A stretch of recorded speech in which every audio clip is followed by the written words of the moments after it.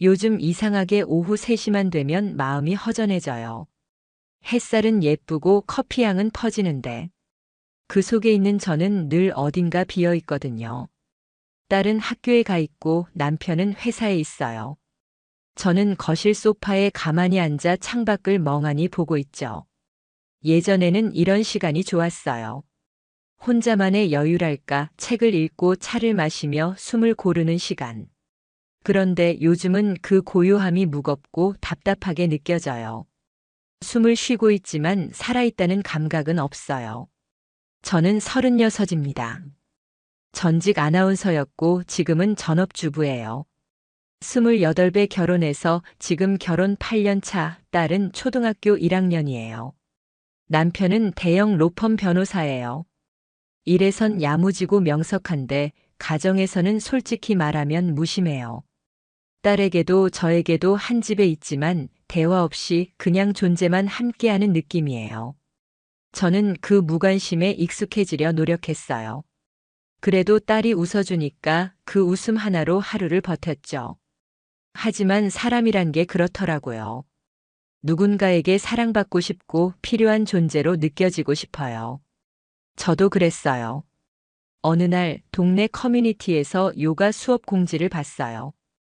아무 생각 없이 클릭했고 그냥 움직여야겠다는 마음으로 등록했죠. 처음 수업에 들어갔을 때 그 사람이 거기 있었어요. 요가 강사 도윤 씨. 34쯤 되어 보였고 깔끔한 옷차림에 차분한 말투를 가진 사람이었어요. 자세 무리하지 마시고 편하게 따라오세요. 그가 제 옆을 지나가며 말했을 때 괜히 심장이 두근거렸어요. 그때는 그냥 낯선 공간에서의 긴장이라 생각했어요. 그런데 수업이 끝나고 그가 생수병을 건네며 말했어요. 처음이신데 유연성 좋으시네요. 이전에 운동 많이 하셨나 봐요. 그 말에 저는 웃으며 말했죠. 예전에 방송할 때 이미지 관리 때문에 이것저것 해봤죠. 혹시 아나운서셨나요? 역시 말투가 다르시더라고요. 그 짧은 대화에서 이상하게 마음이 풀렸어요. 누군가 내 이야기를 듣고 있다는 느낌, 그게 오랜만이었어요. 그날 집으로 돌아오는 길, 괜히 거울을 봤어요. 화장이 지워진 얼굴에 땀이 번졌는데도 왠지 낯설지 않았어요. 그 사람이 나를 본 그 순간이 자꾸 생각났어요.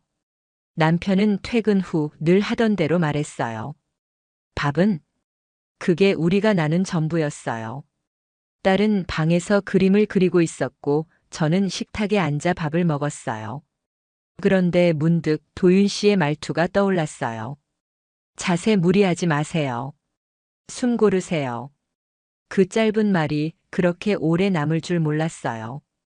누군가 내 몸을, 마음을 살펴준다는 느낌. 정말 오랜만이었어요. 그날 밤 거실 불을 끄고 방에 들어가려다 잠시 소파에 앉았어요. 조용한 집 안에서 스스로에게 물었어요. 이건 그냥 새로운 만남이니까 설레는 걸까? 아니면 내가 진짜 외로웠던 걸까? 대답은 나오지 않았어요. 다만 확실한 건 하나였어요. 나는 그 사람의 다음 수업이 기다려졌다는 것이죠. 그날 이후로 매주 화요일과 금요일 오후 3시는 저에게 작은 설렘이 되는 시간이었어요. 요가 매트 위에 앉기 전부터 가슴이 두근거렸고 그 사람의 편하게 하세요라는 말이 들리면 왠지 모르게 긴장이 풀렸어요. 도윤 씨는 지나치게 친절하지도 딱히 특별한 제스처를 하는 것도 없었어요. 그런데 이상하게 그의 말투 하나하나가 마음을 톡 건드리더라고요. 어디가 아프냐고 묻는 말도 어깨에 힘이 많이 들어간다고 말할 때도 그냥 따뜻했어요. 그날은 수업이 일찍 끝났어요. 다른 사람들은 서둘러 나가고 저 혼자 매트 정리를 하고 있었죠. 그가 다가와 조용히 말했어요. 지수님, 요즘 어때요? 별 뜻 없는 인사 같았지만 그 물음에 순간 숨이 턱 막혔어요. 그냥 뭐, 늘 그렇죠. 아이 학교 보내고 집안일 하고 또 다음 날 준비하고요. 지치죠. 계속 반복되니까. 가끔은 내가 없어도 이 집이 잘 굴러갈 것 같다는 생각 들어요. 말하고 나니 좀 민망했어요. 그런데 도윤 씨는 고개를 끄덕이며 말했어요. 저도 그래요. 저희 집도 비슷해요. 대화는 점점 줄고 같이 있는 시간도 줄고 그냥 같이 사는 사람이라는 느낌이에요. 그의 고백에 놀랐어요. 그도 나와 같은 감정을 느끼고 있다는 게 위안이 되면서도 어딘가 위험했어요. 공감은 너무 쉽게 선을 무너뜨리니까요. 결혼하신 지 얼마나 되셨어요? 2년 반 됐어요. 아이는 5살이고요. 저희 딸은 8살이에요. 처자이라 그랬는지 온 신경을 다 쏟았죠. 그러고 보니 남편하고는 밥 한 끼 제대로 먹은 기억이 없네요. 그는 웃으며 말했어요. 우리 되게 비슷하네요. 그 말이 그날 하루 종일 머릿속에 남았어요. 집에 돌아오니 남편은 늦게 들어왔고 딸은 방에서 그림을 그리고 있었어요. 오늘도 늦었어? 응, 회의가 길었어. 그게 대화의 전부였어요. 샤워를 마치고 거실에 앉아 있는데 휴대폰에 문자가 왔어요. 오늘 수업 잘 들으셨어요? 오늘 유난히 피곤해 보이시던데요. 갑작스레 심장이 빠르게 뛰었어요. 이런 메시지가 누군가에게는 별것 아닐 수 있지만 저에겐 오랜만에 받은 안부였어요. 답장을 할까 말까 한참 고민했어요. 그러다 결국 짧게 보냈죠. 수업 덕분에 조금 나아졌어요. 고마워요. 그는 바로 답했어요. 지수님, 아이 있는 엄마 같지 않으세요? 항상 단정하고 밝아서요. 그 말이 이상하게 가슴 깊이 박혔어요. 아이 있는 엄마 같지 않다니. 그 말이 칭찬이었는지 아니면 무슨 뜻이었는지 혼란스러웠지만 기분은 나쁘지 않았어요. 그날 밤 남편은 딸을 안아주지도 않고 바로 방으로 들어갔어요. 딸이 물었어요. 아빠는 나 안 좋아해? 저는 대답 대신 아이를 안고 말했어요. 아니야, 그냥 좀 피곤한 거야. 하지만 저도 그 대답이 진심이 아니라는 걸 알고 있었어요. 그 순간에도 머릿속엔 도윤 씨의 말이 떠올랐어요. 항상 단정하고 밝으세요. 그 말이 자꾸 반복되니까 나도 모르게 웃음이 새어나왔어요. 그리고 그 웃음 뒤에 남겨진 감정은 죄책감이 아니라 이상하게 따뜻함이었어요. 나는 스스로에게 물었어요. 이게 진짜 위험한 감정일까? 아니면 그냥 외로운 사람끼리 나눈 위로일까? 하지만 내 심장은 이미 어느 쪽인지 알고 있었던 것 같아요. 그날은 유난히 날씨가 좋았어요. 바람도 적당했고 햇살도 따뜻했죠. 요가 수업 중에도 몸이 유연하게 잘 풀렸고 기분도 괜찮았어요. 수업이 끝나고 매트를 정리하는데 도윤 씨가 말했어요. 오늘 표정이 좋아 보이세요. 그 말에 웃으며 대답했죠. 요즘 날씨 때문인가 봐요. 그가 말없이 웃었는데 그 미소가 참 오래 남았어요. 밖으로 나왔는데 제가 먼저 말했어요. 시간 괜찮으시면 커피 한 잔 할래요? 그가 잠시 놀란 듯 보였지만 곧 고개를 끄덕였어요. 좋아요. 오늘 같은 날엔 커피 한 잔이 딱이죠. 근처 조용한 카페에 들어갔어요. 창가 자리에 앉아 커피를 마시며 이야기를 나눴죠. 대부분은 아이 이야기였어요. 어디 유치원 보냈는지, 숙제는 어떻게 시키는지. 별거 아닌 대화였는데도 저는 이상하게 편했어요. 그가 말했어요. 이상하게 지수님이랑 있으면 마음이 편해져요. 그냥 있는 그대로의 제가 되는 느낌이에요. 그 순간 제 손끝이 컵 가장자리를 따라 돌고 있었는데 그의 손이 조심스럽게 제 손등을 살짝 스쳤어요. 바로 거두긴 했지만 전 그 감촉을 그대로 느낄 수 있었어요. 몸이 굳었고 심장이 빠르게 뛰었어요.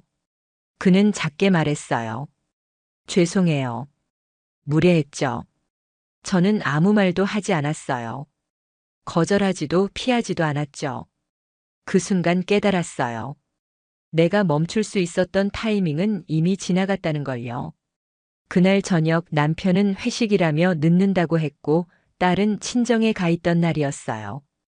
혼자 있는 집이 너무 조용해서 괜히 TV를 켜놓았어요. 그러다 문득 그날 도윤 씨의 손끝이 다시 떠올랐어요. 그 짧은 순간이 이렇게 오래 남을 줄 몰랐어요. 불을 끄고 누웠는데 마음이 복잡했어요.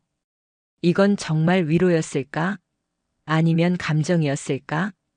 내가 더 이상은 안 된다고 말해야 했던 걸까? 그때 도윤 씨에게서 메시지가 왔어요. 오늘 고마웠어요. 말은 못했지만 그 시간 정말 소중했어요. 저는 한참을 고민하다 답장을 보냈어요. 저도요, 이상하게 그 시간이 계속 떠오르네요. 보내고 나서도 후회는 없었어요. 그저 다음 만남이 기다려졌을 뿐이에요. 그리고 알았어요. 나는 지금 아주 조심스럽게 경계를 넘고 있다는 걸요. 요가 수업이 끝난 어느 날 딸이 갑자기 열이 나서 학교에서 조퇴했어요. 가방도 제대로 챙기지 못한 채 부축해서 집으로 데려왔죠. 그날따라 아이의 얼굴이 유난히 창백해 보였고 이마를 짚었을 때 심장이 철렁했어요. 병원에 다녀오고 약을 먹이고 아이가 겨우 잠들었을 때 휴대폰 알림이 울렸어요. 오늘 안 오셔서요. 무슨 일 있으신가 해서요. 순간 이상하게 뭉클했어요. 남편은 아이 아픈 걸 알면서도 아무 연락이 없었거든요. 출근하면서 잘 좀 챙겨 한마디 남기고 끝이었어요. 딸이 좀 아파서요. 병원 다녀오느라 못 갔어요. 아이 있는 엄마 같지 않으세요? 항상 단단하고 밝아서요. 정말 대단하세요. 그 메시지를 보는 순간 숨이 막혔어요. 아이 있는 엄마 같지 않다는 말. 이상하게 기분이 좋았어요. 스스로 죄책감을 느끼면서도 마음 한구석이 따뜻했어요. 다음 날 도윤 씨가 먼저 수업 끝나고 저를 기다리고 있었어요. 지수님, 어제 마음이 안 좋았어요. 걱정되더라고요. 그의 눈빛이 흔들렸어요. 어떻게 아이는 괜찮아요? 네. 열은 좀 내렸어요. 그래도 지수님 표정이 좀 안 좋네요. 혹시 무리하시는 건 아닌가 해서요. 그 짧은 대화 안에 담긴 걱정이 남편과 나눈 대화 100마디보다 더 깊게 다가왔어요. 우리는 근처 벤치에 앉아 따뜻한 음료 하나씩 들고 조용히 이야기를 나눴어요. 햇살이 부드럽게 떨어지고 있었고 사람들은 다 바쁜 걸음으로 지나갔어요. 그 틈 속에 우리는 잠시 멈춰 있었던 거죠. 그가 말했어요. 아내랑은 이제 거의 말을 안 해요. 서로 피하고 서로 피곤하고 그냥 그렇게 버텨요. 저희도 비슷해요. 저랑 남편도 거의 대화가 없어요. 집에 사람이 있다는 느낌만 나요. 그 말을 하면서 왜인지 모르게 눈물이 날 것 같았어요. 하지만 참았어요. 그 앞에서는 울고 싶지 않았어요. 그 사람이 나를 약한 사람으로 보게 되지 않길 바랐거든요.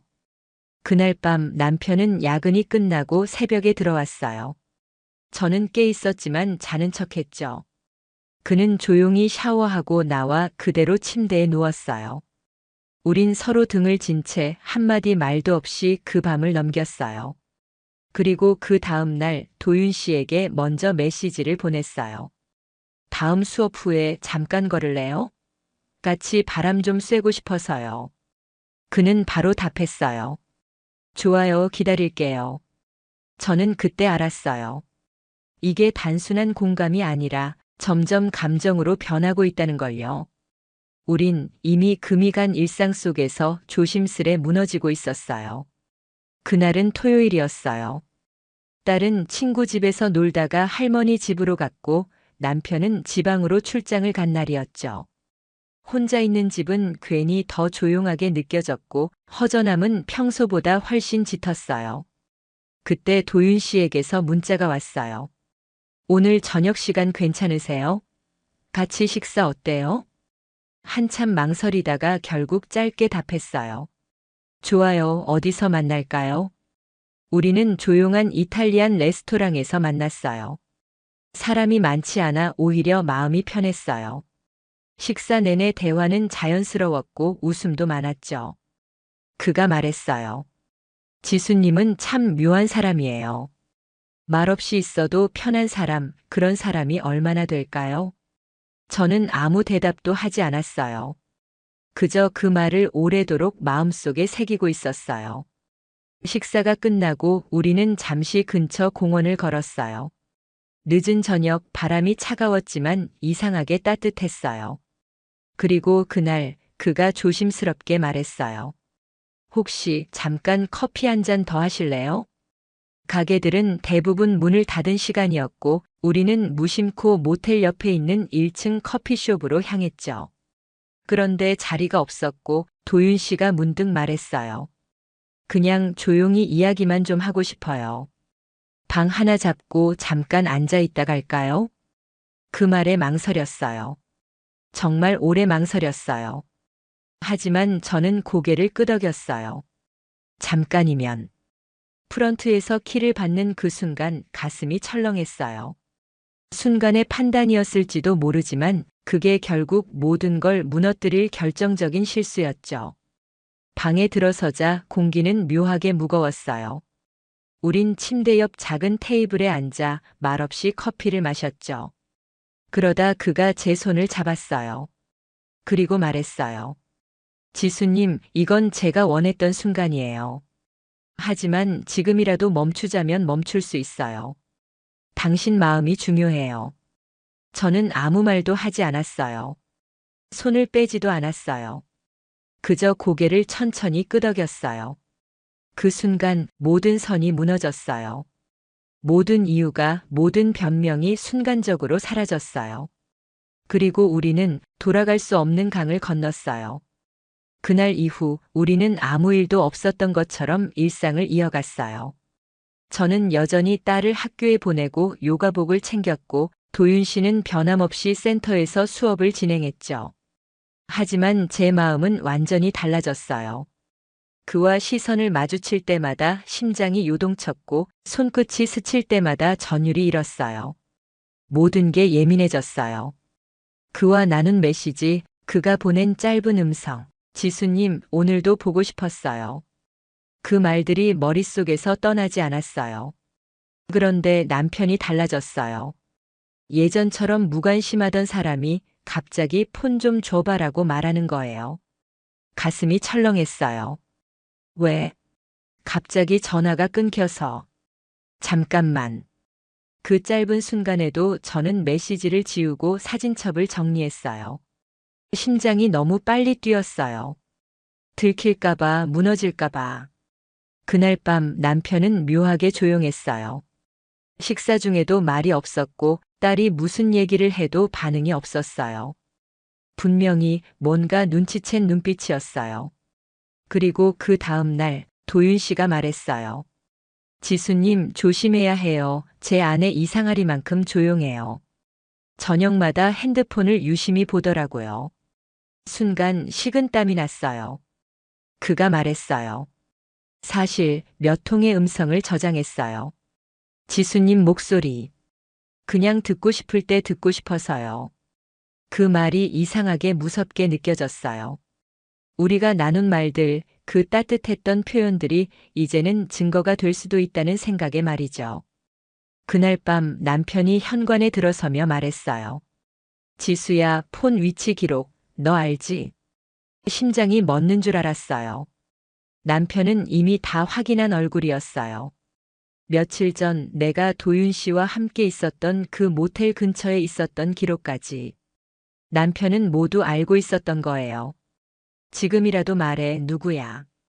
그 말에 입이 열리지 않았어요. 눈물이 핑 돌았고 입술이 바르르 떨렸어요. 그리고 그 순간 도윤 씨에게서 문자가 도착했어요. 지수님, 우리 이대로는 안 돼요. 더 늦기 전에 정리해야 해요. 아니면 우리 도망칠까요? 저는 그 메시지를 한참 바라보다가 고개를 들고 남편을 마주봤어요. 그 눈빛에 담긴 실망과 배신감, 그리고 슬픔이 제 마음을 후벼 팠어요. 하지만 이상하게도 그와의 일이 후회되지는 않았어요. 아직은, 정말 아직은 그 사람을 놓을 수 없었어요. 남편은 더 이상 말로 따지지 않았어요. 대신 저를 바라보는 눈빛이 달라졌어요. 서늘하고 조용했지만 그 안엔 확신이 담겨 있었어요. 며칠 동안 아무 말 없이 지냈어요. 평소처럼 아침밥을 차리고 아이를 등교시키고 남편은 출근을 했죠. 하지만 모든 게 가짜 같았어요. 그날 밤 남편이 처음으로 제게 물었어요. 지수야, 솔직히 말해줘. 내가 만나고 있는 사람 그 요가 강사 맞지? 심장이 멎는 줄 알았어요. 저는 입을 떼지도 못했고 그저 고개만 숙였어요. 그는 조용히 웃으며 말했어요. 그래, 그럴 줄 알았어. 그렇게 우리의 결혼 생활은 아무런 고성도 없이 조용히 무너졌어요. 며칠 후 누군가 초인종을 눌렀어요. 현관을 열자 그가 있었어요. 도윤 씨였죠. 그는 조심스럽게 말했어요. 지수님, 혜진이 다 알아버렸어요. 저랑 당신 다요. 순간 숨이 막혔어요. 그럼 어떻게 됐어요? 짐 싸서 나가래요. 이혼하자고 했어요. 아이도 두고. 그의 눈엔 후회가 담겨 있었어요. 그런데 그 후회가 나 때문인지 자신 때문인지는 알 수 없었어요. 그가 말했어요. 이젠 이렇게 숨지 말고 같이 가요. 우리 둘만의 삶 시작하자고요. 그 말은 달콤하면서도 무서웠어요. 나는 모든 걸 잃었고 이제 남은 건 그 사람 하나였어요. 그날 밤 저는 처음으로 가방을 쌌어요. 옷 몇 벌, 지갑, 휴대폰 그리고 결혼 사진을 찢어서 버렸어요. 현관문을 나설 때 딸의 운동화가 눈에 들어왔어요. 순간 눈물이 쏟아졌지만 고개를 돌리고 나왔어요. 도윤 씨는 차에서 기다리고 있었어요. 조용히 제 가방을 받아들며 말했어요. 괜찮아요. 우리가 함께면 돼요. 그 말이. 그때는 진심인 줄 알았어요. 우리는 서울을 떠났어요. 멀리 가지는 않았어요. 도윤 씨가 친구 이름으로 얻은 원룸에서 둘이 함께 지내기 시작했죠. 처음 며칠은 마치 여행 같았어요. 작은 방, 냉장고에 넣은 맥주, 서로의 손길. 도망쳤다는 현실이 오히려 해방처럼 느껴졌어요.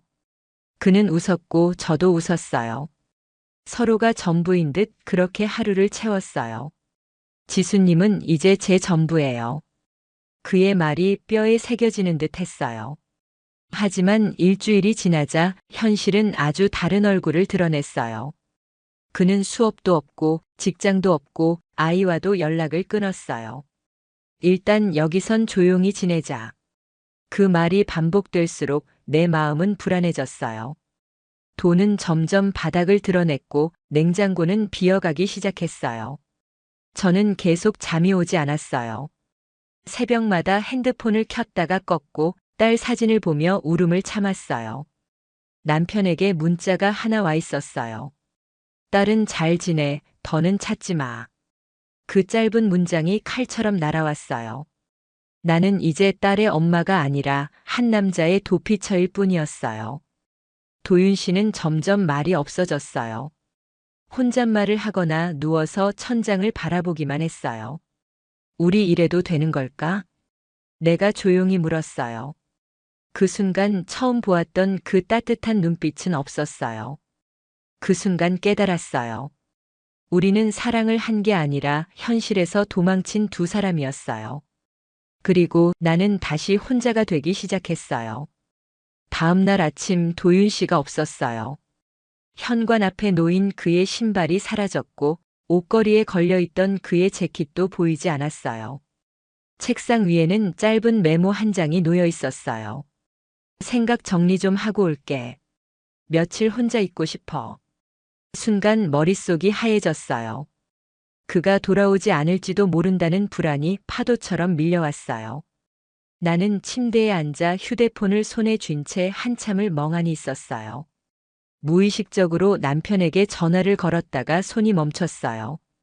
이젠 누구에게도 돌아갈 곳이 없다는 걸 깨달았거든요. 그날 오후 문 앞에 관리실 직원이 찾아왔어요. 이 방 다음 주까지 비워주셔야 해요. 계약자랑 연락이 안 되네요. 순간 심장이 철렁했어요. 그가 도망간 건 아닐까? 나 혼자 버려진 건 아닐까? 짐을 쌌어요. 갈 곳이 없었어요. 친정에도 친구에게도 연락할 수 없었어요. 겨우 찾은 모텔방에서 몇 날 며칠을 울며 버텼어요. 전화도 메시지도 아무것도 없었어요. 그리고 폰으로 날라온 한 통의 메시지, 바로 내용 증명. 상간자 위자료 청구 소송 통보서. 발신인은 남편이었어요. 순간 손에서 봉투가 떨어졌어요. 바닥에 무릎을 꿇고 엎드렸어요. 숨이 막히고 머릿속이 새하얘졌어요. 남편은 진심이었구나. 정말로 날 용서하지 않겠다는 거였구나. 그날 밤 뉴스에 익명의 제보가 떴어요.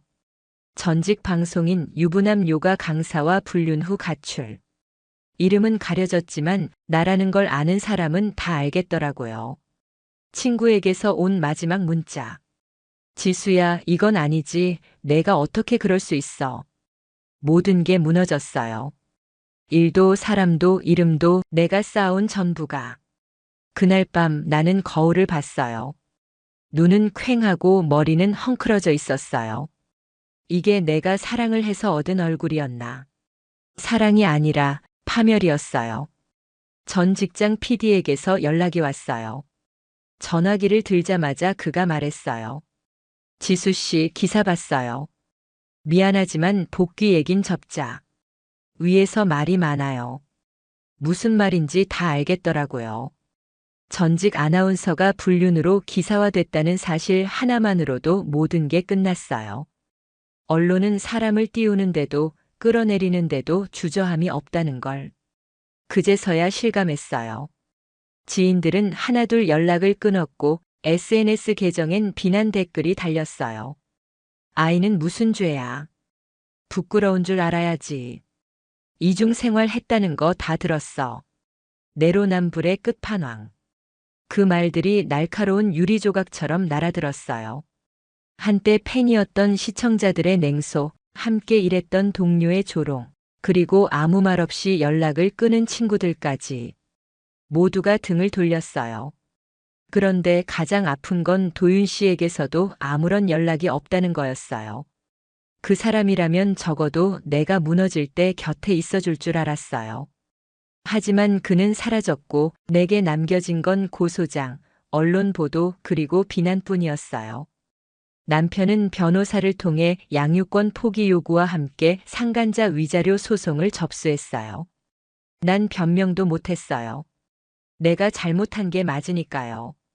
그렇게 저는 엄마로서, 아내로서, 그리고 한 사람으로서의 자리를 하나씩 잃어갔어요. 누군가에게 기대어 살았던 그 불안정한 사랑이 이렇게 무거운 값을 치르게 될 줄은. 그땐 몰랐어요. 그저 도망치고 싶었던 마음이었어요. 그냥 위로받고 싶었던 거였는데, 이제는 그 위로조차 누군가의 증오가 되어 돌아오고 있었어요. 요가 센터는 더 이상 문을 열지 않았어요. 그곳이 내게 처음 설렘을 안겨준 공간이었지만 이제는 낯선 폐허처럼 느껴졌어요. 프런트에는 A4 용지 하나가 붙어 있었어요. 운영 종료 안내 그동안 감사했습니다. 그 후 지인들이 모두 연락을 끊었어요. 예전에 친했던 친구마저도 내 메시지를 읽고도 답하지 않았어요. 그나마 연락하던 사람도 너 지금은 좀 가만히 있는 게 좋겠다 라며 조심스럽게 선을 그었어요. 딸은 남편이 키우고 있었고 나는 더는 면접권조차 행사하지 못했어요. 남편 쪽에서 정서에 해가 될 수 있다는 진술서를 냈고 나는 그 말을 반박할 수 없었어요. 한 번 어린이집 앞에서 몰래 딸을 지켜봤어요. 분홍색 가방을 메고 뛰어오는 모습에 눈물이 왈칵 쏟아졌어요.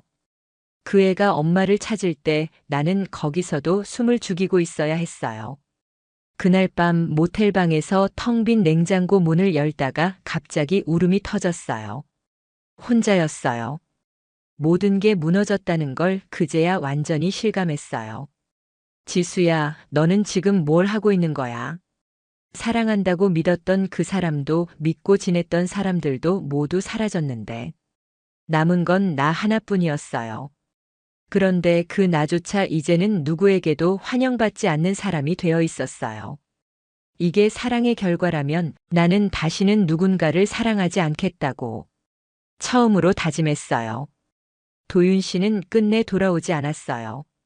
그와 함께 나왔던 원룸, 그가 마지막으로 남겼던 메모, 그 모든 게 거짓 같았어요. 처음엔 걱정했어요. 무슨 일이 생긴 건 아닐까, 아내에게 잡혀 억지로 어디 끌려간 건 아닐까. 하지만 시간이 지날수록 그건 그냥 나 혼자만의 착각이었단 걸 알게 됐어요. 어느 날 우연히 도윤 씨의 아내인 혜진 씨와 마주쳤어요. 그녀는 눈 하나 깜빡하지 않고 말했어요.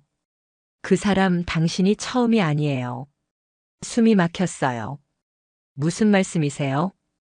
결혼 전에 2번이나 불륜이 있었어요. 저는 알면서도 그냥 결혼했죠.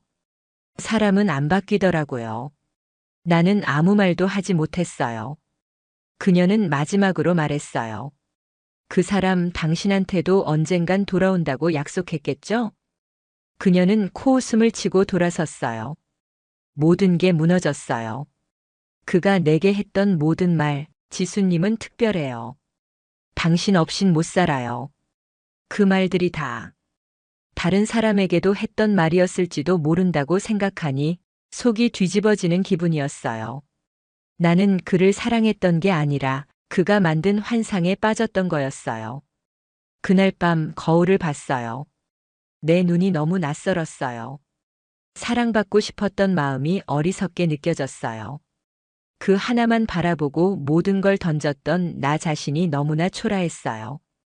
그는 사라졌고 나는 남겨졌어요. 사랑이라고 믿었던 건 그 사람에게는 그저 반복된 장면 중 하나였을지도 몰라요. 정말 처음부터 사랑 같은 건 없었던 건지도 모르겠어요. 그날 이후로는 하루가 너무 길게 느껴졌어요.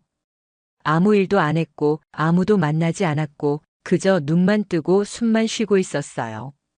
창밖으로 햇살이 비쳐도 아이들이 뛰노는 소리가 들려도 세상과 나 사이에는 두꺼운 유리벽이 있는 것 같았어요.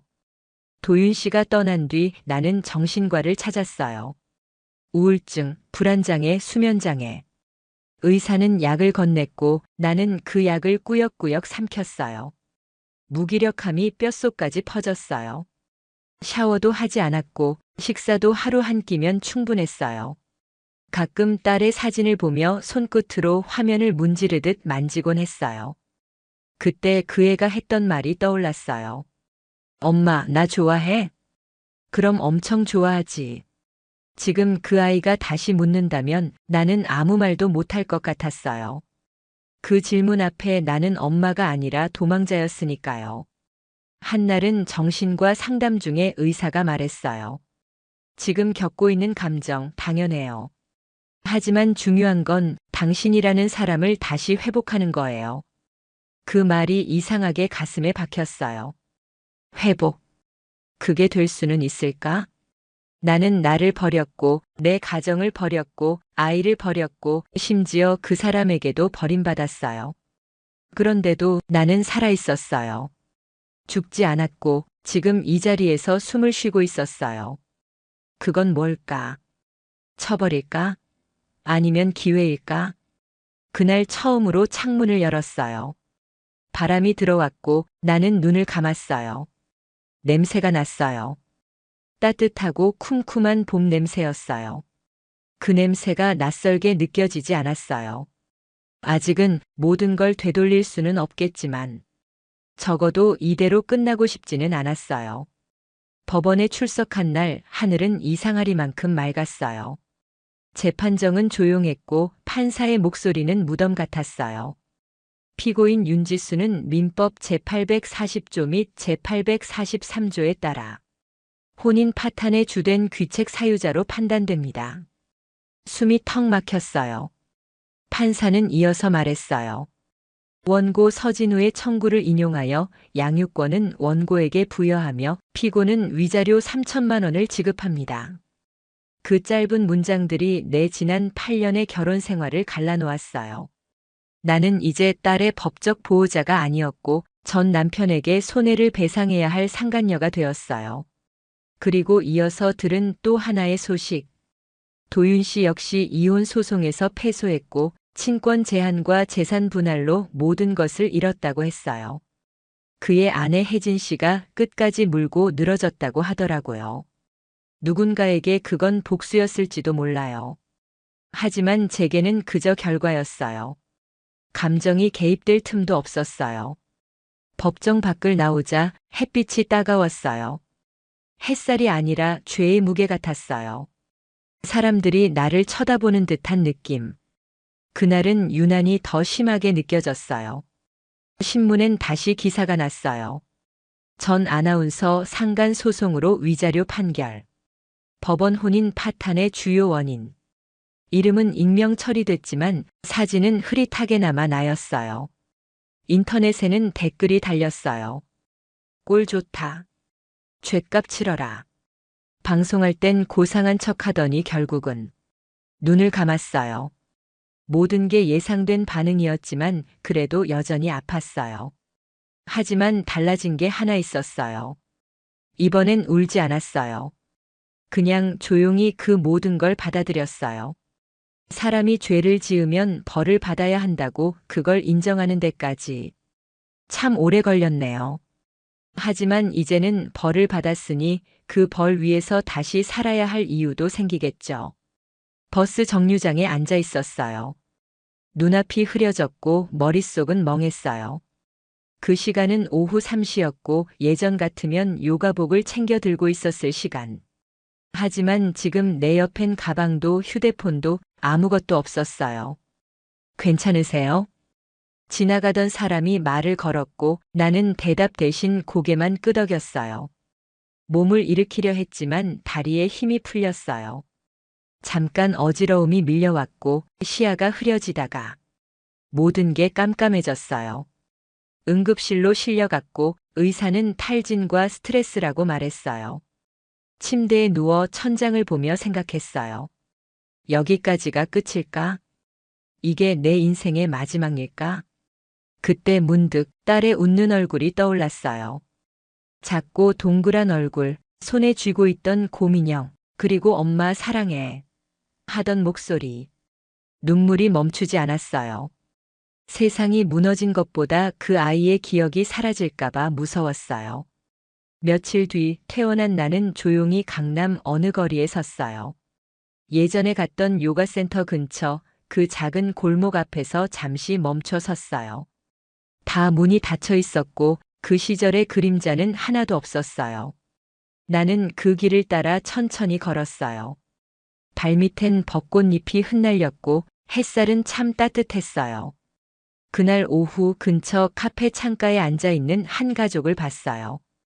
남자와 어린 여자아이. 딸이 케이크를 자르며 말했어요. 아빠, 초코 맛이 제일 맛있어. 우리 딸 많이 먹어. 그 목소리는 남편의 목소리였어요. 딸은 웃고 있었고 남편은 아주 조용히 하지만 따뜻한 눈으로 그 아이를 바라보고 있었어요. 나는 창 너머 그 풍경을 바라보다 조용히 뒤돌아서 걸었어요. 이제는 그 시간에 함께할 수 없다는 걸 알면서도 왠지 모르게 안심이 됐어요. 그 둘의 오후 3시는 다시 평화로워졌구나. 비로소 제자리로 돌아갔구나. 나는 폐허 속에 앉아 있었지만 그 오후의 평화로움만큼은 다시 돌아왔다는 걸 알았어요. 다만 그 자리에 내가 없을 뿐이었어요. 그렇게 행복한 결혼이었다면 왜 도윤의 침대에 가 있었던 거지? 한 남자의 마지막 질문은 죽음을 앞둔 순간에도 여전히 생생했다. 용서조차 쉽지 않았던 과거. 한 여자는 그날의 배신을 끝까지 감추려 했고 또 다른 여자는 아버지의 눈물 앞에서 선택을 해야 했다. 누군가에겐 사랑이었고 누군가에겐 이기심이었다. 10년 전 모든 것을 잃고 사라졌던 그녀가 마지막 인사를 하겠다며 돌아왔다. 하지만 그것은 단지 작별을 위한 방문이 아니었다. 가족이라는 이름으로 뒤엉킨 진실들, 용서받지 못한 선택들, 그리고 끝내 누구도 말하지 않았던 그날의 진실이 조용한 병실에서 하나씩 드러나기 시작한다. 어쩌면 이 이야기에서 가장 잔인한 건 사랑보다 더 깊은 후회였을지도 모른다. 누군가는 상처를 남기고 떠나고 누군가는 그 상처 속에 평생을 살아간다. 시간이 지나도 지워지지 않는 말, 다시는 돌이킬 수 없는 선택, 그리고 끝내 외면당한 용서. 이제야 모든 게 끝난 줄 알았는데 그들은 다시 돌아왔다. 가장 나약했던 순간에 가장 잔인한 얼굴로. 이른 아침에 부드러운 햇살이 병실 안을 은은하게 비추며 침대 곁을 지키고 있는 새 여인을 감쌌다. 한때 건장하고 건강했던 그 남자는 이제 암으로 쇠약해진 모습으로 누워 있었다. 40 후반쯤 되어 보이는 작고 단정한 여성이 그의 손을 자신의 뺨에 대고 감싸 안았고, 어깨까지 오는 곱슬머리는 눈물 자국이 선명한 얼굴을 절반쯤 가리고 있었다. 그 옆에 앉아있는 젊은 여성은 그녀를 닮은 모습이었고 20대 후반으로 보였다. 침대 맞은편에는 키가 크고 단아한 여성이 서 있었고 30대 초반쯤 되어 보였으며 남자와 매우 닮은 인상이었다.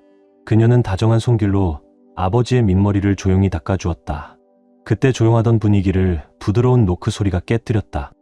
키가 큰 남자가 문틈으로 얼굴을 내밀며 금발의 여성에게 속삭였다. 누나, 깨어 계셔? 지금은 아니야. 지훈아. 서연이 조용히 대답했다. 잠깐씩만 깨어 계시고 진통제 때문에 대부분은 주무셔. 지훈은 나이가 더 있는 여성 쪽을 바라보며 낮은 목소리로 말했다. 지연 이모, 들어가도 될까요? 그녀는 그를 바라보며 희미하게 미소 짓고 고개를 끄덕였다. 지훈은 문을 열고 비켜섰고 50대 초반쯤 되어 보이는 여성이 조심스럽게 방 안으로 들어섰다. 은발이 섞인 긴 머리를 어깨 위로 자연스럽게 늘어뜨린 그녀는 나이에 비해 여전히 당당한 모습을 지니고 있었고 젊은 여성들조차 부러워할 몸매를 지니고 있었다. 지연아, 그녀가 부드럽게 인사했다. 혜진 씨, 들어오세요. 서연이 일어나며 말했고 지연과 잠시 시선을 나눈 뒤 고개를 끄덕였다. 서연은 혜진을 바라보며 말했다. 여기 앉으세요, 엄마. 고맙다. 서연아. 그 후병실 안에는 묘한 긴장감이 감돌았다. 모두가 감정을 조심스럽게 숨긴 채 무언의 체스 게임을 하듯 침대 주변을 둘러싸고 자리를 조율했다. 한 사람이 다가가면 다른 한 사람이 조심스레 물러나며 각자의 마음속 경계를 넘지 않으려 애쓰는 모습이었다. 마침내 자리가 정리되었다. 혜진은 지연과 그녀의 딸 민정 맞은편 자리에 앉았다. 서연은 병실 구석으로 물러났고 지훈도 반대편에 조용히 자리를 잡았다. 와, 주게 해줘서 고마워. 혜진이 조용히 말했다. 아이들이 진우 씨가 남은 시간을 집에서 보내신다고 말해줬을 때 나는 꼭 한번 배워야겠다고 생각했어. 아침 햇살은 병실을 조용히 감싸며 남은 시간이 얼마 남지 않은 남자의 얼굴을 부드럽게 비췄다. 한때 건장하던 그는 이제 투병 끝에 말라버린 몸을 침대에 맡긴 채 새 여인의 침묵 속 지킴을 받고 있었다. 서지연은 지친 눈으로 창밖을 바라보며 말했다. 이렇게 하는 게 진우의 뜻이었다고. 그는 다시는 병문안을 받지 않겠다고 했지만 이제 곧 집으로 돌아갈 예정이니 그 전에 만날 수 있어서 다행이라고. 그 순간 그가 신음을 내며 천천히 눈을 떴다. 10년 동안 마주치지 않았던 눈빛이 병상 너머로 마주하고 있었다. 윤혜진은 다가가 그의 손을 꼭 쥐었다. 그는 지연을 찾았고 지연은 바로 옆에 있다고 속삭이며 그의 손등을 어루만졌다. 진우는 방 안을 둘러보며 우리가 오늘 다 모였다는 듯 작게 웃었다. 이윽고 그는 혜진을 향해 고개를 돌렸다. 할 말이 있다면 지금 하라고. 자신은 자꾸 잠이 드니까 지금이 좋겠다고 했다. 혜진은 숨을 고르며 작별 인사를 하러 왔다고 전했다. 그들은 이미 10년 전에 작별을 했지만 죽음 앞에서 남겨진 말들을 덜어내야만 한다는 걸 그제야 깨달았다고. 그녀는 용서를 구했다. 하지만 그의 대답은 너무도 담담했다. 용서해. 짧은 한마디. 혜진은 놀랐다. 그렇게 간단히 끝날 수 있는 말인가? 진우는 힘겹게 미소를 지었다. 그 말이 나오기까지는 몇 년이 걸렸다고. 그리고 그 곁엔 지연이 있었다고. 이윽고 그는 진통제 버튼을 눌렀고 호흡은 느려지며 얼굴이 고요해졌다. 잠시 후 그는 다시 잠들었다. 지연은 조용히 말했다. 당분간 깨어나지 않으실 거예요. 그녀는 알고 있었다. 그가 그렇게 쉽게 용서를 줄 거라 기대하지 않았다는 걸. 하지만 윤혜진의 얼굴에는 뜻밖의 평온함이 스며 있었다. 기대한 것 이상이었다고. 그저 그가 용서했다고 말해준 그 순간을 상상만 해왔을 뿐이었다고. 그리고 그 말을 들을 수 있었던 건 지연 덕분이라는 것도 알고 있었다. 하지만 지연은 고개를 저었다. 자신이 억지로 진우의 마음을 바꾸게 할 수 있는 사람이 아니라고. 그는 자신이 옳다고 믿는 일에 대해서는 결코 타협하지 않는 사람이라고 말했다. 혜진은 조용히 미소 지었다. 그래도 자신이 진우를 잃은 뒤에 그 곁에 지연 같은 사람이 있었다는 것이 위로가 되었다고. 그러자 방 한켠에서 차가운 목소리가 튀어나왔다. 사랑을 잃은 게 아니에요, 엄마. 서연이었다. 엄마가 그 사랑을 내던진 거죠. 혜진은 잠시 말을 잇지 못했다. 그녀는 그 말이 사실임을 알고 있었고 그 사실이 평생의 후회로 남을 거라는 것도 알고 있었다. 우리는 누구나 후회를 안고 살아요. 그녀가 입을 열었지만 서연은 헛웃음을 지으며 몸을 돌렸다. 마치 쓴 약이라도 삼킨 듯한 표정이었다. 후회란 건 어쩔 수 없는 상황에서 비롯되기도 하고 온전히 내 잘못에서 시작되기도 하죠. 혜진은 스스로를 다잡으며 조심스레 말을 이었다. 내가 가장 후회하는 건 그 시기에 내 자신을 잃어버렸다는 거예요. 하지만 서연은 그 말을 가로막았다. 그걸 변명하려고 하지 마세요. 혜진은 고개를 끄덕이며 대답했다. 변명하는 거 아니에요. 모든 책임은 저에게 있어요. 다만 그때 내 사고는 너무도 왜곡되어 있었고 당신이나 지훈이는 우리가 무슨 상황에 있었는지 다 몰랐을 거예요. 당신 아버지는 그가 날 용서하지 않았기 때문에 아이들에게는 아무 말도 하지 않았어요. 당시엔 두 사람 다 이미 집을 떠났고 나는 내가 더 미움받을까 봐 말하지 못했어요. 서연은 숨을 들이쉬었다. 난 엄마를 미워하지 않아요. 엄마가 했던 행동을 미워하는 거지. 하지만 그 상처를 아무도 가볍게 여겨서는 안 돼요. 아빠에게도, 지훈이에게도, 그리고 나에게도. 그 모든 고통은 지워질 수 없는 거예요. 혜진은 고개를 숙였다. 작은 목소리로 떨리며 말했다.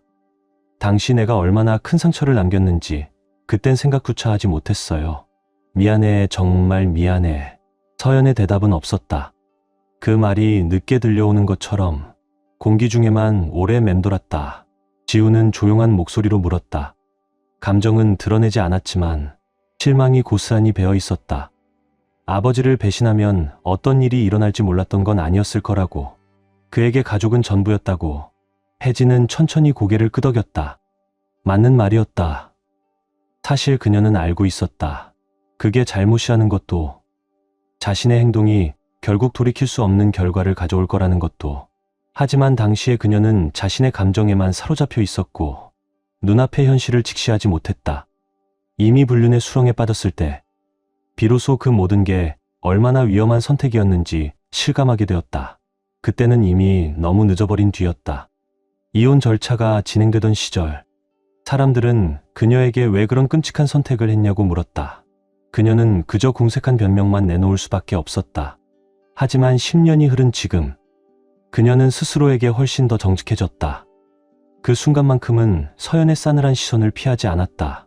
이건 변명이 아니라고, 다만 어떻게 그 일이 벌어졌는지 이제는 아이들이 알아야 한다고 생각했다. 그녀는 사실을 말하는 것이 자신을 얕보이게 만들 거라는 걸 잘 알고 있었다. 겉보기에 얕고 이기적인 인간처럼 보일 것이라는 것도 그저 여러 가지가 겹쳐진 결과였다. 정신없는 와중에 그 기회를 어리석게 받아들이고 말았다. 지연이 조심스럽게 말을 끊었다. 당신처럼 아름다운 여자는 그동안에도 유혹이 많았을 거라고. 혜진은 힘없이 웃었다. 그녀 말이 맞았다. 하지만 이번엔 달랐다. 진우는 아이들 대학 등록금을 위해 6개월짜리 대형 계약을 수락했고 그로 인해 다시 출장을 다니게 되었다. 그들은 상의했고 그녀도 괜찮다고 말했었다. 하지만 막상 현실이 닥치자 그 빈자리는 생각보다 훨씬 더 깊고 쓸쓸했다. 과거엔 아이들이 집에 있었기에 외롭지 않았지만 이번엔 달랐다. 아이들 모두 대학에 진학하고 집안은 텅 비어 있었다. 그 무렵 직장에서 젊은 남자가 다가오기 시작했다. 이름은 도윤이었다. 그녀는 그가 바라는 게 무엇인지 알고 있었다. 하지만 그의 시선, 그 젊음과 야망이 뒤섞인 존재가 자신에게 관심을 보인다는 사실은 너무도 짜릿했다. 서연은 다시 한번 비웃듯 코웃음을 쳤고 지훈의 표정은 더 깊은 실망으로 굳어졌다. 하지만 혜진은 멈추지 않았다. 그녀는 조용히 말했다. 들리는 이들에게는 황당하고 변명처럼 들릴 수 있겠지만 자신은 이기적이고 자만했으며 그 모든 결과에 대해 책임을 진다고. 하지만 이 모든 건 남편의 잘못이나 부족함 때문은 아니었다. 오직 자신의 선택, 자신의 무너짐 때문이었다. 모든 것은 결국 내 안에 있는 두려움과 불안함 때문이었다. 나는 그를 사랑하지 않게 된 것이 아니었다. 불륜을 저지르는 동안조차 진우에 대한 사랑은 여전히 내 안에 남아 있었다. 하지만 그 사랑보다 내 자신을 더 중요하게 여겼다. 내 욕망과 결핍을 다른 모든 것보다 우선시했고 결혼 서약은 스스로의 불행을 핑계로 무너뜨렸다. 그 기간은 단 4개월이었지만 이미 모든 건 돌이킬 수 없는 지경에 이르렀다. 정신을 차리고 관계를 정리했을 땐 이미 너무 늦어 있었다. 나는 그 사실을 감추면 괜찮을 거라 믿었다. 진실을 말하지 않고 넘어가면 적어도 진우만큼은 상처받지 않을 거라고 생각했다. 하지만 마음 깊은 곳에선 알고 있었다. 그가 알게 된다면 결혼은 끝날지도 모른다는 걸. 그런데도 왜 말했느냐고 지우는 조용히 물었다. 그저 죄책감을 덜고 싶었던 거냐고. 아니라고 그녀는 고개를 저으며 대답했다. 물론 죄책감은 감당하기 힘들 정도로 컸고 진우는 뭔가 이상하다는 걸 이미 눈치채고 있었다. 계약이 끝난 후 두 사람의 사이엔 날선 긴장감이 흘렀고 그녀는 언젠가는 모든 걸 고백해야 할 거란 걸 느끼고 있었다. 하지만 결국 고백을 이끌어낸 건 그녀가 아니었다. 그건 운명이었다. 혜진은 깊게 숨을 들이쉬며 말을 이었다. 최도윤과의 관계를 끝낼 때 딱 한 가지 조건을 분명히 했다. 진우와는 어떤 방식으로든 다시 엮이지 말 것. 예전에 회사 간의 프로젝트로 몇 번 엮인 적이 있었기에 혹시라도 그 둘이 다시 일하게 되는 상황만은 피하고 싶었다. 도윤은 그들의 과거를 알고 있는 유일한 사람이었고 그가 그것을 이용해 진우를 깎아내리는 일이 생길까 두려웠다. 아이러니하게도 이미 그를 배신한 내가 그를 존중받게 만들고 싶어 했다니 스스로도 우스웠다. 방 안은 순간 조용해졌고 말로 다 하지 못할 감정이 공기를 무겁게 만들었다. 혜진은 천천히 말을 이었다. 도윤은 그녀의 요청에 동의했다. 모든 것이 잘 지나갈 거라 믿었다. 그저 죄책감을 견디며 과거를 묻고 앞으로 나아가기만 하면 된다고 생각했다. 그러던 중 그 대형 정부 계약이 눈앞에 들어왔다. 수억 원 규모의 프로젝트. 그녀는 알고 있었다. 그 계약을 따내면 도윤이 팀장을 맡게 될 것이고 진우의 회사도 그 프로젝트에 참여하게 될 거라는 것을. 가장 두려웠던 일이 현실이 되었다.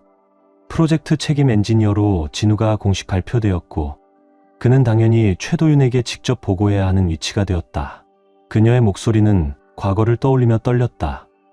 그녀는 도윤을 찾아가 약속을 상기시켰지만 그는 어깨를 으쓱하며 비즈니스는 비즈니스라고 했다. 한 발짝도 물러설 생각이 없었다. 그는 아마도 그녀가 정말로 모든 것을 폭로할 거라곤 믿지 않았던 것 같다. 하지만 그는 틀렸다. 혜진은 말을 멈추었고 눈가에 눈물이 고이기 시작했다. 기억을 꺼내는 일조차 고통스러워 보였다. 진우는 그녀의 고백을 예상했던 그대로 받아들였다. 차분하고 냉정하게 말없이 앉아 들으며 질문을 던졌고 모든 걸 정리하는 듯한 눈빛으로 상황을 파악했다. 하지만 그녀는 알고 있었다. 그의 뺨을 따라 한 줄기 눈물이 흐르는 순간 모든 게 끝났음을. 다음 날 그는 프로젝트에서 물러났다. 그게 회사를 지키기 위한 선택이었는지 혹은 곧 몰아칠 폭풍을 감지했기 때문인지는 모르겠지만 결과적으로 그것은 그가 내릴 수 있는 최고의 결정이었다. 그 직후 상황은 급변했다.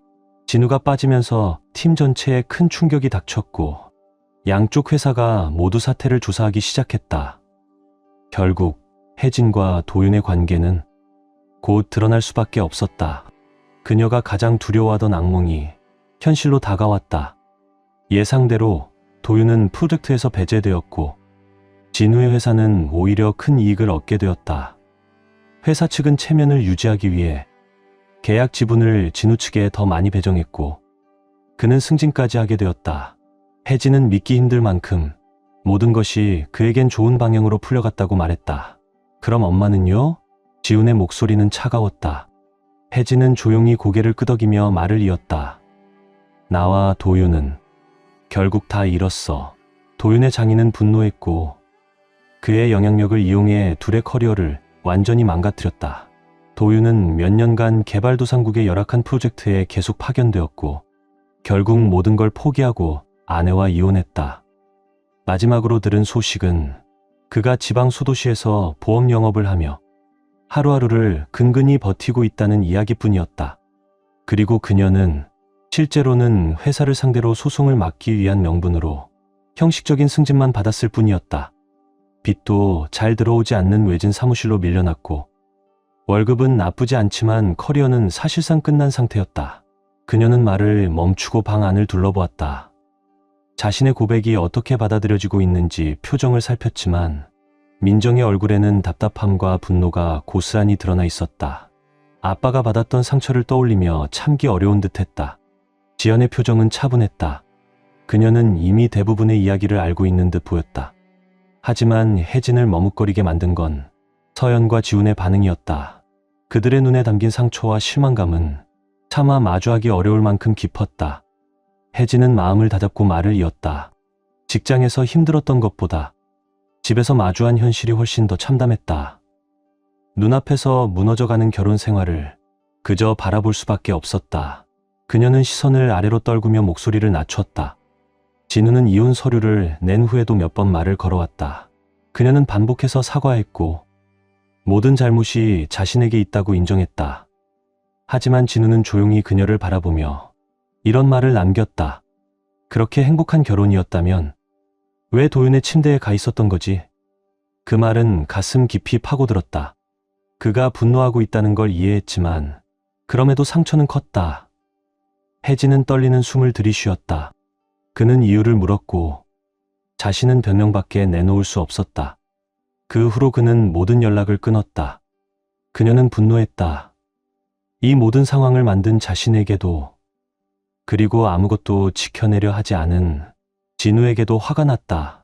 제발요, 엄마. 서연이 날카롭게 끼어들었다. 만약 아빠가 엄마를 배신했다면 엄마는 과연 용서하고 결혼을 지키려 했을까요? 혜진은 천천히 고개를 저었다. 입가에는 쓸쓸한 미소가 번졌다. 그럴 리 없지, 딸아. 그게 반대 상황이었더라면 나는 훨씬 더 잔인했을 거야. 너희 아빠를 무너뜨리려고 애썼겠지. 그는 나에게 그런 짓을 하지 않았지만 말이야. 서연이 무언가 말하려는 듯 입을 열었지만 지훈이 먼저 나섰다. 그의 목소리는 부드럽지만 단호했다. 엄마, 나는 단지 실망했다고 했을 뿐이야. 아빠가 그렇게 반응한 걸 이해 못하는 건 아니야. 그에게 뭐라 탓할 수는 없지. 그저 화가 났던 건 그렇게 오랫동안 쌓아온 결혼 생활이 무너지는 걸 그저 지켜볼 수밖에 없었던 내 무력감 때문이었어. 그걸 막을 수 있는 사람은 아빠뿐이었고 그는 선택하지 않았지. 혜진은 고개를 끄덕였다. 만약 그가 정말로 내 삶을 지옥처럼 만들고 싶었다면 오히려 나를 받아들였을 거야. 방 안에서 몇몇이 작게 숨을 들이쉬었다. 서연은 냉소적으로 웃었다. 엄마는 정말 말은 잘하시죠. 그게 내 의도가 아니야. 혜진은 울먹이며 대답했다. 그녀의 눈에 눈물이 고였고 지우는 조용히 물었다. 그럼 진심은 뭐였어요, 엄마? 혜진은 눈물을 닦은 뒤 낮게 말했다. 너희 아빠와 다시 시작할 수만 있다면 나는 어떤 굴욕이라도 감수했을 거야.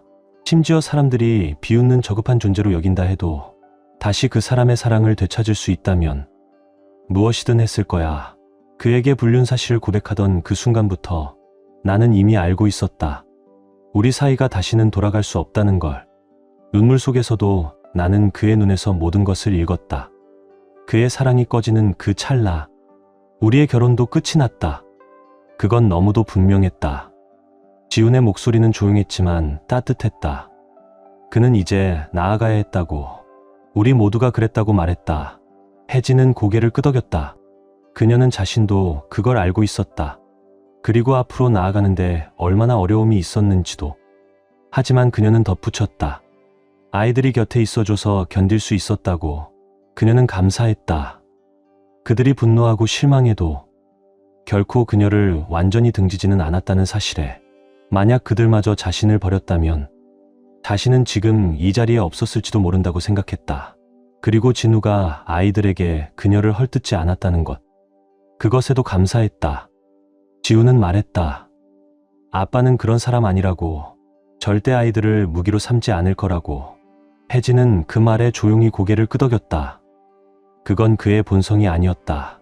그녀는 약한 미소를 지으며 지연을 바라보았다. 그리고 조심스레 고백했다. 그녀는 1년 넘게 기도했다. 하나님께 다시 진우의 마음이 돌아오길 간절히 빌었다고. 그녀는 그런 자격이 없다는 걸 알면서도 다시 한번 기회를 얻고 싶었다. 그러다 서연에게 들었다. 진우가 지연과 교제 중이라는 소식을. 그때서야 그녀는 깨달았다. 자신의 기도는 더 이상 닿지 않는다는 것을. 그 이후로야 그녀도 비로소 마음을 접고 새로운 삶을 시도해보려 했다. 혜진은 잠시 말을 멈추고 지연을 향해 아련한 눈빛을 보냈다. 그녀는 몇 번의 만남을 이어갔다.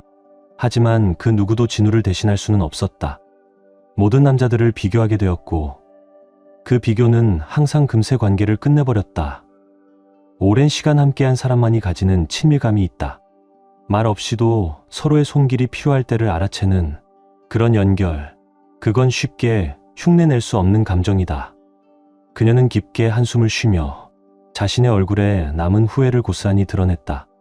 그런 깊은 친밀함을 다시 갈망하게 될 줄은 몰랐다. 그걸 다시 얻을 수 없다는 현실은 더 잔인했다. 그 사람이 더 이상 나를 모른다거나 더 이상 그런 관계를 만들 수 없다는 이유가 아니라 내가 스스로 그 모든 걸 무너뜨렸다는 자각 때문이었다. 그 후로 만난 사람들은 전부 처음부터 다시 시작해야 했고 그녀는 스스로 그 원인을 알고 있었다. 몇몇 관계는 가능성도 있었고 심지어 2번의 청혼도 받았지만 그녀는 모두 거절했다. 왜냐고 묻자 지연은 염려 가득한 얼굴로 그녀를 바라보았다. 혜진은 길게 숨을 내쉬었다. 간단한 이유는 아니라고 했다. 하지만 그중 일부는 아직도 진우를 사랑하고 있었기 때문이라고. 엄마. 서연은 믿기지 않는다는 듯 날카롭게 말했다. 그녀는 바로 반격했다. 눈빛에 분노가 잠시 스쳤다. 지금 와서 너한테 그런 감정을 부정당하고 싶진 않아. 나는 내가 느낀 걸 알고 있어. 그 누구도 내가 스스로에게 수천 번 되뇌었던 말보다 더 가혹한 말을 할 수는 없을 거야. 나는 너희 아빠를 사랑했어. 지금도 그렇고 아마 앞으로도 변하지 않을 거야. 물론 이 말이 아무것도 바꾸지 못한다는 걸 잘 알아. 하지만 이건 진실이야. 내가 저지른 일의 죄책감은 평생 안고 가야겠지. 그럼에도 이제는 그 죄책감 속에서 살아가는 법을 배우고 있어. 어느 부분에선 나도 앞으로 나아가고 있다고 느끼지만 또 어떤 면에서는 여전히 과거에 묶여있는 기분이 들어. 서연아.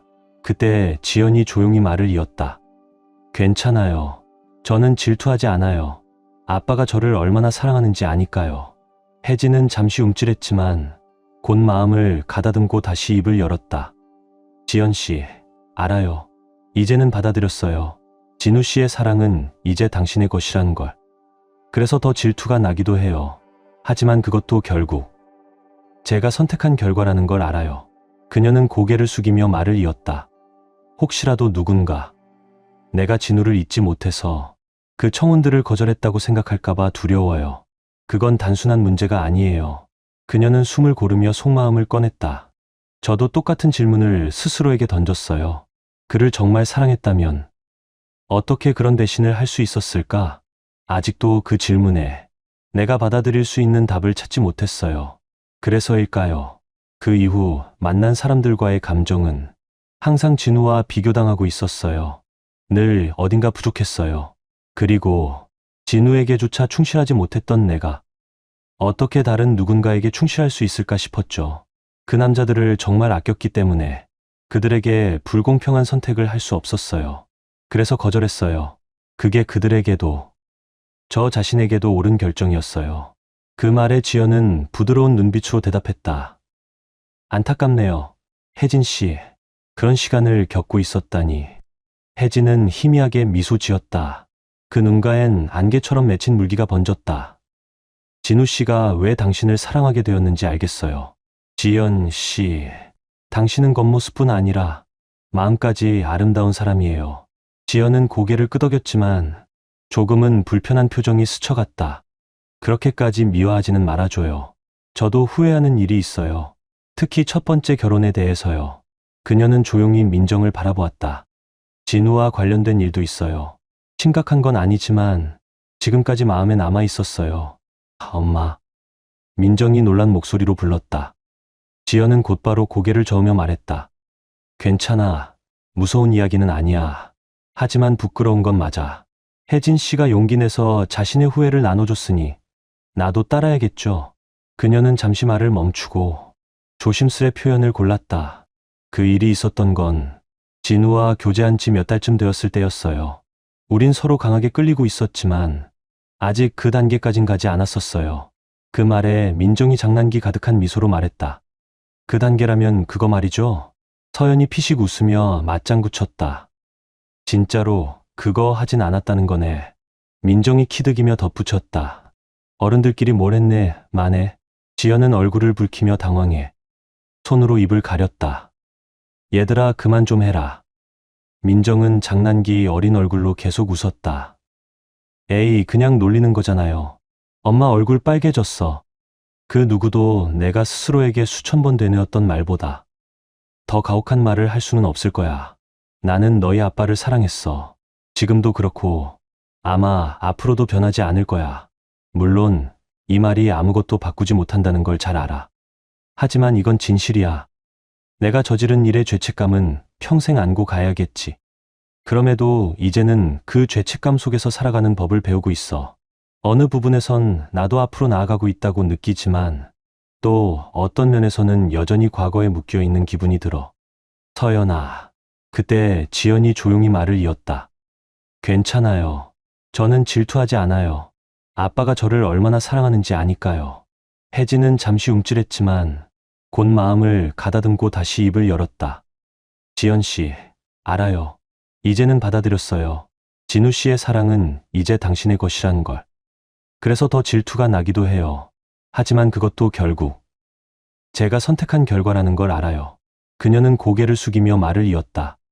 혹시라도 누군가 내가 진우를 잊지 못해서 그 청혼들을 거절했다고 생각할까봐 두려워요. 그건 단순한 문제가 아니에요. 그녀는 숨을 고르며 속마음을 꺼냈다. 저도 똑같은 질문을 스스로에게 던졌어요. 그를 정말 사랑했다면 어떻게 그런 배신을 할 수 있었을까?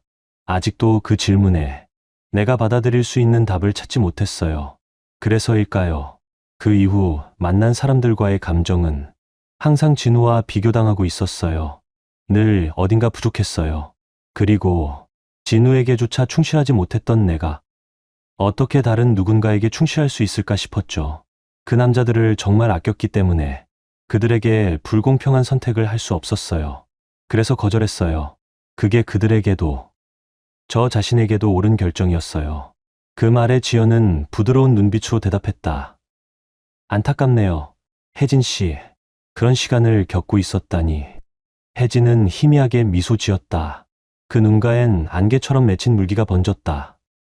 진우 씨가 왜 당신을 사랑하게 되었는지 알겠어요. 지연 씨, 당신은 겉모습뿐 아니라 마음까지 아름다운 사람이에요. 지연은 고개를 끄덕였지만 약간은 불편한 표정이 스쳤다. 그렇게까지 미워하지는 말아줘요. 저도 후회하는 일이 있어요. 특히 첫 번째 결혼에 대해서요. 그녀는 민정을 바라보며 조용히 말했다. 진우와 관련된 일도 있어요. 지금까지 마음에 남아있는 아주 사적인 기억이에요. 민정은 놀란 눈으로 지연을 바라보다 조심스럽게 물었다. 엄마, 그 얘기 지금 해도 괜찮아요? 지연은 작게 웃으며 고개를 끄덕였다. 무서운 이야기는 아니야. 다만 조금 부끄럽지. 그녀는 한숨을 쉬며 말을 이었다. 진우와 교제하던 초반에 우린 서로에게 강하게 끌렸지만 아직 모든 걸 공유하진 않았었어. 그 말에 민정이 장난기 어린 미소를 지으려다 멈췄고 서연도 미소만 지을 뿐 말을 잇지 않았다. 잠시의 침묵 속에서 지연은 얼굴을 붉히며 덧붙였다. 그래도 그 시절을 떠올리면 따뜻한 감정이 먼저 떠올라. 지훈이 웃으며 분위기를 정리했다. 부끄러운 과거가 없는 사람은 없죠. 지연은 고개를 끄덕이며 진심을 담아 말했다. 그는 병에 걸린 이후에도 늘 자상한 남편이자 아버지였어요. 지난 8년은 제 인생에서 가장 행복한 시간이었죠. 그 말을 들은 혜진의 표정은 조용히 굳어갔다. 진우가 나와 다시 시작하는 걸 진지하게 고민했었다는 건 몰랐어요. 그런 얘기를 나눈 분이 계셨나요? 서연은 조용히 팔짱을 끼며 답했다. 아마 저였을 거예요. 아빠랑 많은 얘기를 나눴거든요. 지연이 놀란 듯 쳐다보자 서연은 민정과 눈을 마주치곤 말을 이었다. 그땐 아빠도 혼란스러워했어요. 과거에 머무를지 아니면 새로운 삶을 시작할지를 놓고 고민 중이었죠. 지연 씨와 사랑에 빠지고 있다고 했어요. 결정을 내리지 않으면 청혼하게 될 거라고도. 하지만 엄마에 대한 감정도 완전히 사라진 건 아니었죠. 그는 말했어요. 오래 함께한 사람에겐 감정이 남는다고. 그 감정이 어떤 거냐고 물었더니 사랑과 증오, 쓰라림과 피로가 뒤섞여 있다고 했어요. 결국 저는 지연 씨 쪽을 지지했어요. 엄마를 미워해서가 아니라 아빠가 그때 얼마나 무너졌는지를 봤기 때문이에요. 겉으론 괜찮은 척했지만 혼자 울던 밤도 많았어요. 그 여름 내내 전 아빠 곁에 있었어요. 서연은 잠시 말을 멈췄다가 낮은 목소리로 덧붙였다. 그래서 아빠가 다시는 그 고통을 반복하지 않길 바랐어요. 혜진은 눈물을 참으며 고개를 끄덕였다. 그렇게 깊은 상처였을 줄은 정말 몰랐어요. 서연은 단호하게 마무리했다. 의도가 어땠든 결과는 같아요. 아빠는 결국 선택해야 했고 전 그의 행복을 위해 지연 씨를 택하길 바랐어요. 지연은 잔잔한 미소를 지으며 말했다. 서연아, 내가 그런 큐피드 역할을 했을 줄은 몰랐네. 혼내야 할지 안아줘야 할지 모르겠구나. 민정이 조용히 말을 이었다.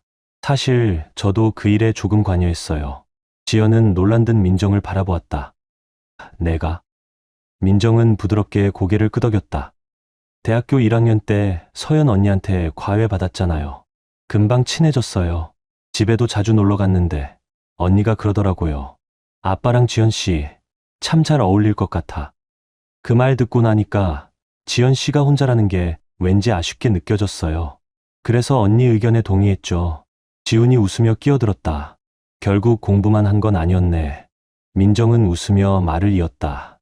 그 후엔 자연스럽게 두 분이 어울리는지 지켜보게 됐어요. 한 번은 저랑 지훈 오빠가 주말에 엄마를 초대했는데 사실 약간 핑계였어요.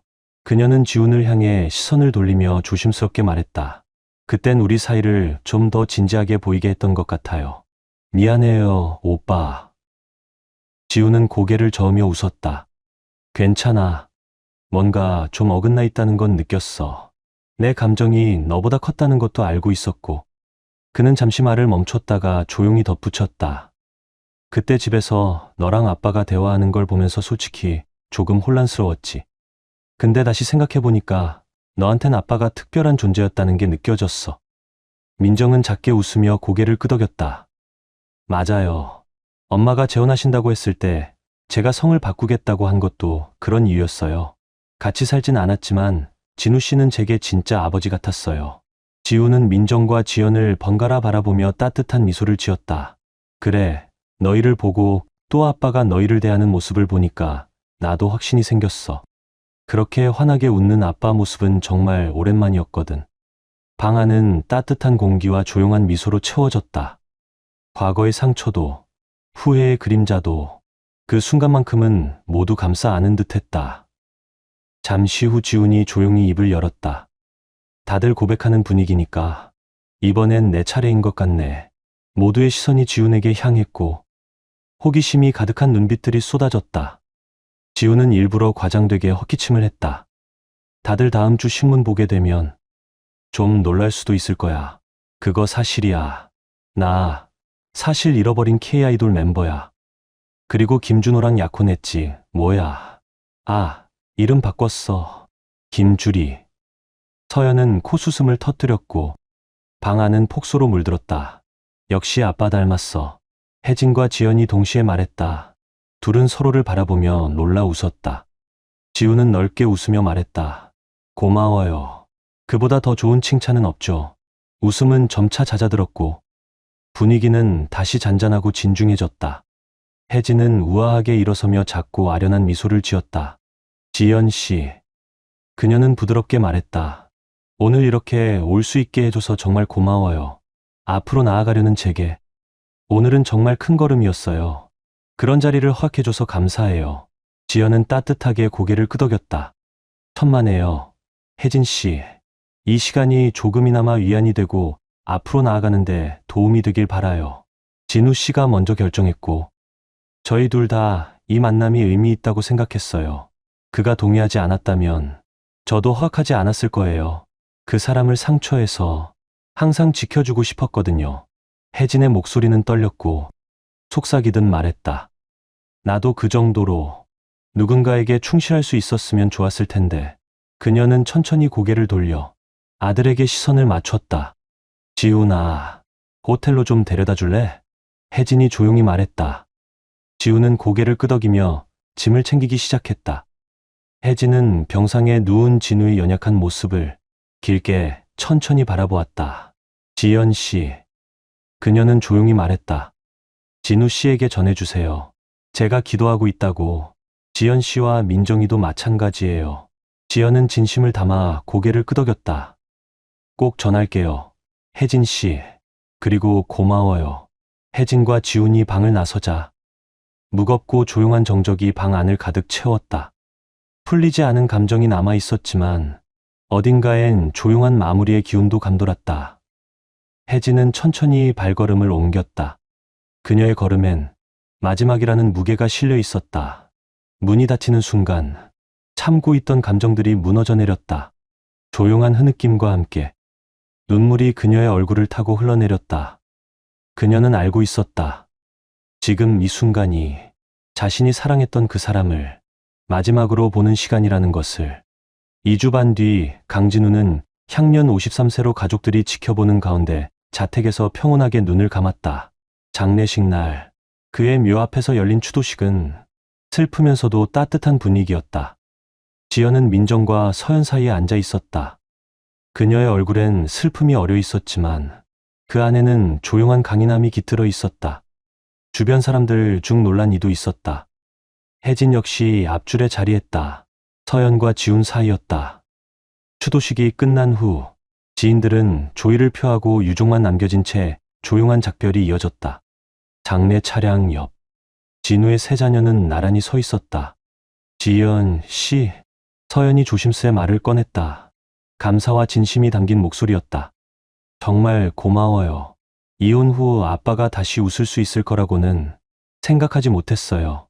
하지만 지연 씨와 민정 덕분에 아빠는 다시 사랑을 느낄 수 있었고 삶의 기쁨을 되찾으셨어요. 두 사람을 정말 깊이 사랑하셨죠. 지연은 서연의 손을 조심스럽게 잡으며 말했다. 절대 잊지 마요. 아버지는 당신과 지훈이를 정말 자랑스럽게 여기셨어요. 지훈은 조용히 고개를 끄덕이며 말했다. 알고 있어요. 하지만 이혼은 누구에게나 힘든 일이죠. 우리 둘은 이미 집을 떠났지만 그들의 이혼은 여전히 충격이었어요. 아빠가 상처받는 걸 보며 옆에 있어주고 싶었지만 항상 함께할 순 없었죠. 그래서 지연 씨와 함께여서 정말 감사해요. 아빠가 혼자가 아니었다는 게 얼마나 다행인지 몰라요. 지훈은 눈빛을 부드럽게 하며 덧붙였다. 그리고 지난 몇 주 동안 엄마에게 보여준 배려에도 감사드려요. 사랑은 때론 우리를 아프게 하지만 그 아픔 속에서 진심이 무엇이었는지 비로소 알게 된다. 뒤늦은 용서와 눈물 속에서도 삶은 계속 흐르고 남겨진 사람들은 그 기억 안에서 더 단단해진다. 어쩌면 진짜 사랑은 다시는 돌이킬 수 없는 순간에도 진심으로 기도해주는 마음인지도 모른다. 끝까지 함께해 주셔서 진심으로 감사합니다. 공감하셨다면 구독과 좋아요로 마음을 나눠주세요. 그리고 응원의 댓글을 남겨주시면 더 좋은 영상을 만들 수 있는 힘이 됩니다. 그럼 다음 영상에서 다시 만나 뵙겠습니다.